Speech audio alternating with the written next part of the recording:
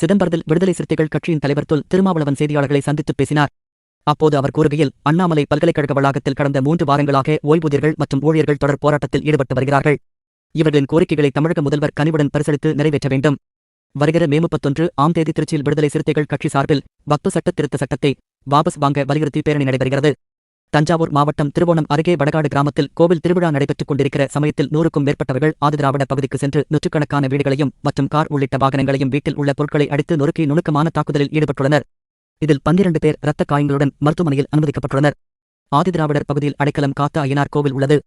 இந்த கோவிலை மாற்றுச் சமூகத்தினர் எங்களுக்கும் சொந்தம் என கூறி அவ்வப்போது தகராறில் ஈடுபட்டு வந்தனர். இந்த நிலையில் திருவிழாவின் போது தேரை இழுக்க வந்த ஆதிதிராவிட மக்களை கடுமையாக தாக்கியது கண்டனத்துக்குரியது.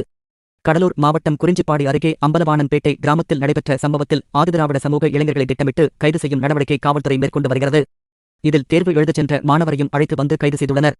மாணவர்களின் எதிர்காலத்தை கருதி காவல்துறை சரியான நடவடிக்கை எடுக்க வேண்டும் என்று அவர் தெரிவித்தார்.